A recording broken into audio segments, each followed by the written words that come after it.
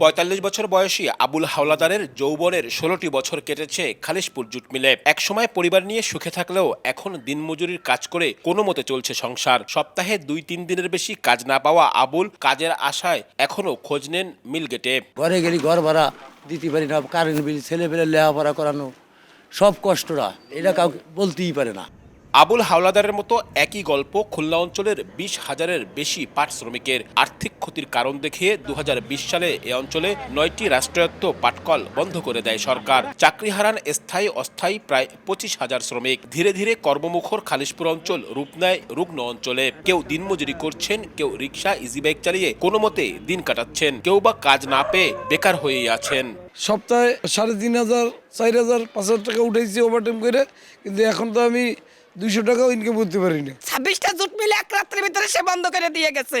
এই আমার কপালে ছিল। পুরো খালিশপুরটা একটা মরুভূমি হয়ে গেছে। নুন আনতেই পান্তা ফুরে আর কি কইলেই চলে। কোনো ন্যূনতম যেটা মজুরি, সেটা তো ইজারা ভিত্তিকে যে কটা মিল চালু হয়েছে এটা আদৌ দেওয়া হয় নাই। অতি দ্রুত আমাদের এই পাটকলগুলো চালু করে আমাদের রুজি রুটির ব্যবস্থা জানি অন্তর্বর্তীকালীন সরকার করে। মাত্র ৫,০০০ কোটি টাকা লাগতো মিলগুলো আধুনিকরণ করে, মেশিনগুলো করে চালু করতে। প্রোডাকশন ৪ গুণ বাড়তো। বন্ধ হয়ে যাওয়া ৯ পাটকলের মধ্যে ৪টি বেসরকারি উদ্যোগে চালু হলেও তা চলছে সক্ষমতার ১/৪ আর চাকরি হয়েছে মাত্র ২,০০০ শ্রমিকের। তবে বিজেএমসি বলছে সরকারি সিদ্ধান্ত অনুযায়ী পর্যায়ক্রমে সবগুলো পাটকল ইজারার মাধ্যমে চালু হবে। এতে বাড়বে শ্রমিকের কর্মসংস্থান। পর্যায়ক্রমে হয়তো তাদের শ্রমিকের এমপ্লয়মেন্টটা বাড়বে অনেক।